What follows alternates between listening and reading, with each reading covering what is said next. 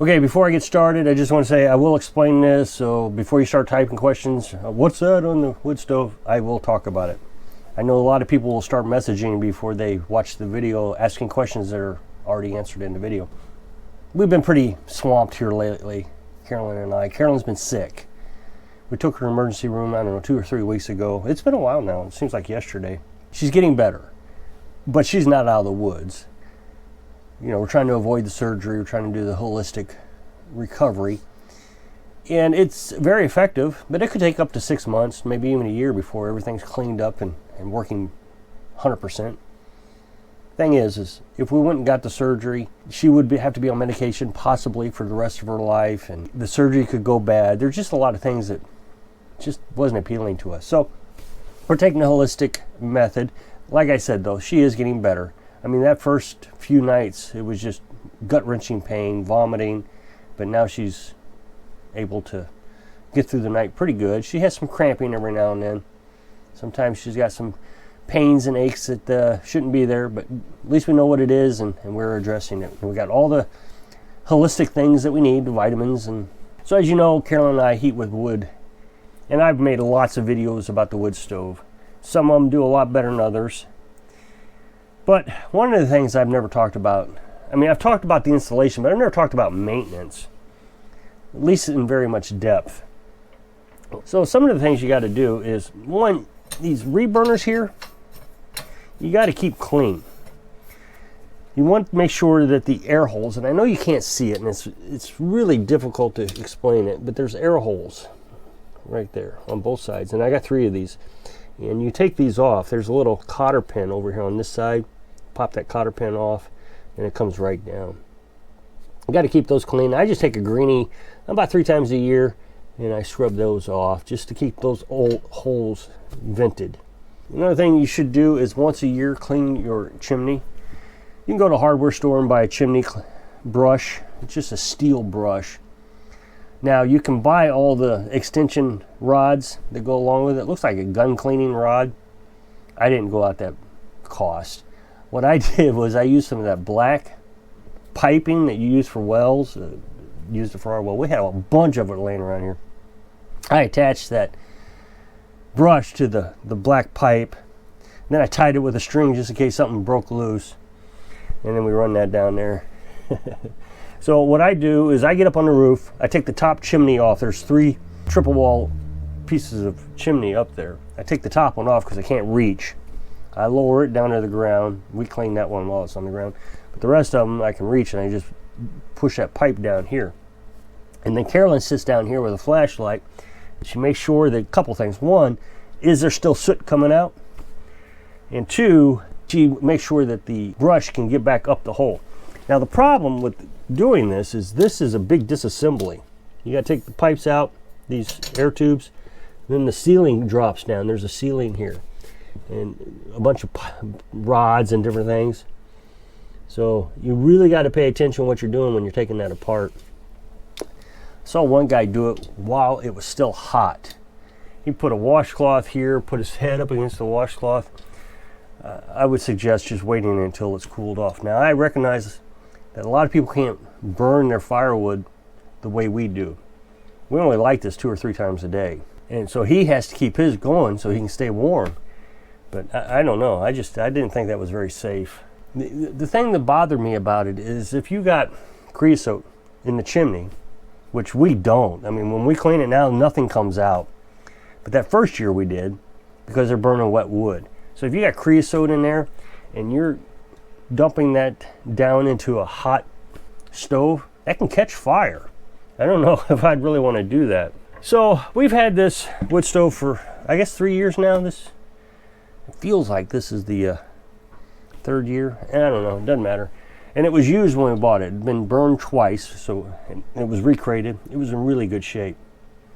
But almost immediately it started rusting. I mean, it's steel. I guess that's what happens.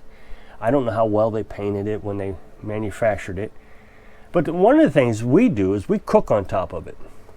So all that grease and gunk and everything was falling on top of it. Plus our shower is literally right here, right behind you. So I would imagine there's a lot of humidity all year long on this. Plus we live in Missouri, which is a very humid state. So over time it was just rusting. As a matter of fact, the chimney was rusting, and there was no reason for that to rust. We never touch it. So everything was rusting. So the other day I Googled, how long does a wood stove last? And I didn't like the answer. It can, about 20 years. And it said depending on maintenance. Well, 20 years, you know, that takes me up to my 70s. But I was feeling like I was rusting a lot faster than 20 years. So we started researching on what we were going to do. Now, Carolyn has done this before. So we decided we were going to paint it. You can buy this high temp paint. Now, I'm going to show you the paint can here. I don't sell products on YouTube. So I'm not a sponsor of this product. It's what Carolyn said she had used in the past, and she really liked it. So it's called Stove Bright. Get it on Amazon. They're about $20 a can. We had to get 2 cans, and we used 1.5 cans of it. The first coat was the chimney and the stove, took 1 full can.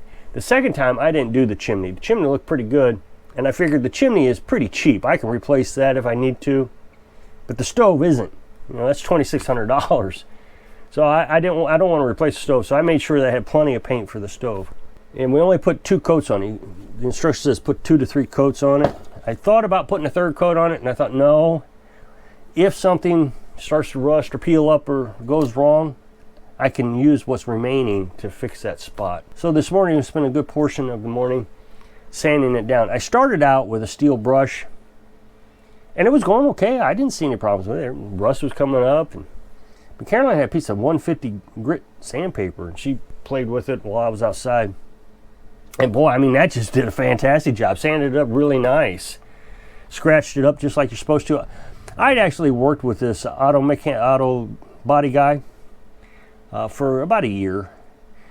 He was my first wife's father, and I worked with him. And he taught me how to paint cars. I actually redid one of my cars. I hit a deer and redid it. So that scratched everything up, that 150 grit sandpaper. Of course, you're not supposed to use that rough of a grit on the car, but with this it didn't matter.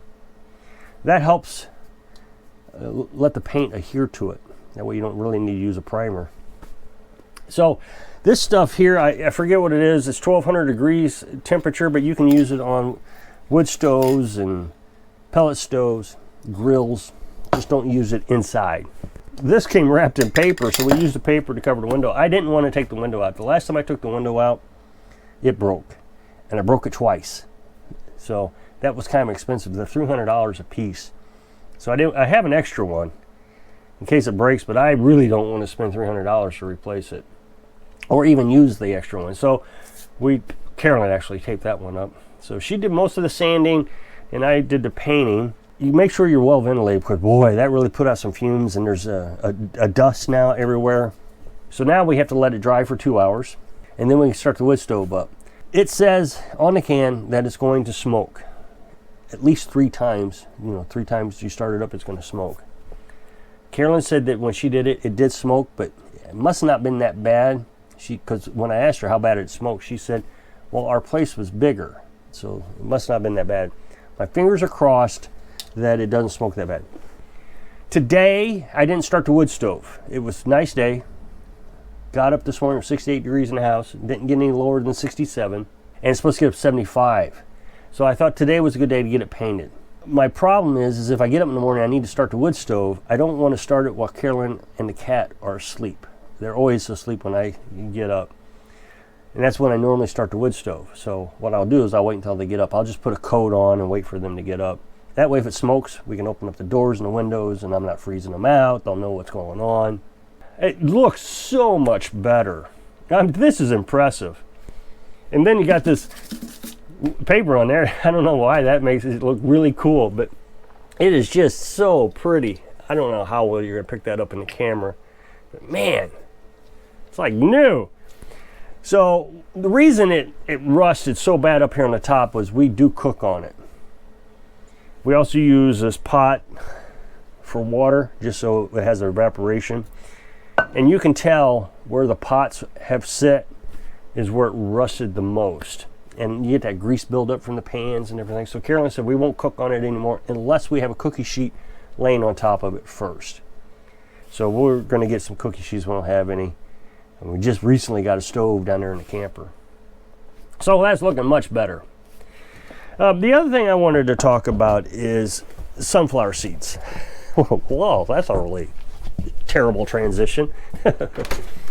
As you know, Carolyn sprouts sunflower seeds. And what she can do is she can turn a 50-pound bag of sunflower seeds into 250 pounds by sprouting them. We have tried to grow sunflower seeds twice now without a lot of success. I mean, we get some to grow, but I think we're just too shaded here. I mean, they are a sunflower, right?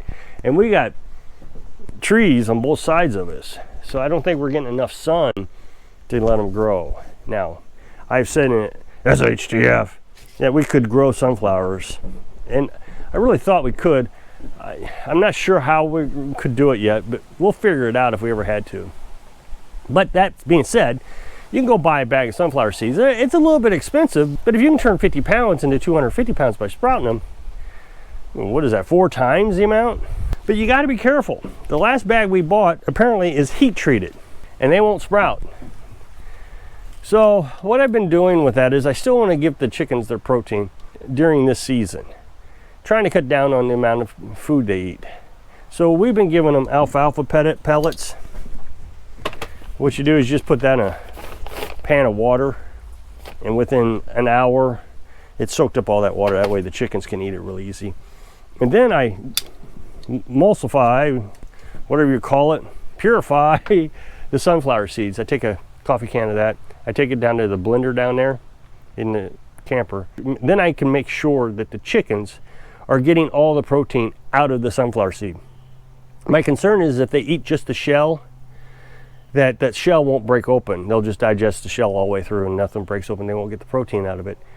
I read that chickens' gullet will break it open, but chickens do not break open sunflower seeds on their own like other birds do. So I'm just trying to make sure they get all the protein they can, because the protein in it is 14% and they should be getting 16% during the summer. They need to get more protein when they're losing their feathers at this time of the year. Their egg production does slow down this time of the year. One other thing I wanted to talk about, I talk a little bit about defense, but not a lot. I don't tell you how we defend ourselves here. Of course, I tell you that I carry a 22 pistol. I know a lot of people seem to think that's nuts that you carry 20. Oh, that's a wussy with a P firearm, but I'm sure that whoever thinks they're tough wouldn't stand in front of it. So I carry that, but a lot of people just seem to think if you're being intimidated, you can defend yourself, and that's just not true. You need to be able to have alternative methods of defense. If some guy is just wanting to start a fight with you, a fist fight, in any law that I have ever seen, you cannot shoot somebody in a parking lot because they want to hit you. Unless there's disparity of force. So like if you're a female and some 6'5", 300-pound guy decides to knock you up upside the head, then you can shoot. But if a male is wanting to fight another male, unless you're of a certain age, I think it's 62 or 65, you're not allowed to just shoot just to be shooting. And I hear people say this all the time: I'd rather be tried by 12 than carried by 6. Well, I wouldn't, because I don't trust it. I don't trust the judicial system as much as you all do. There's got to be other methods to diffuse a situation if things are going to get out of hand. And I've had a couple situations here recently. This is the first time in my life I actually had some situations where I thought, you know what? I'm in a situation that I don't think I could actually win, but it's not to the elevation point of where I can defend myself with deadly force. So I've been thinking about what I wanted to do. And I've been watching this YouTuber for a long time, and he sells, I guess through sponsorship, an OC spray, a pepper spray. I don't sell things on YouTube. I'm not even going to tell you who it is or what it is. You might be able to recognize it if you watch the guy's channel. But this one's pretty nice. You just flip the little lid up here and you press it down with your thumb. It's got a little carry clip, put it in your pocket.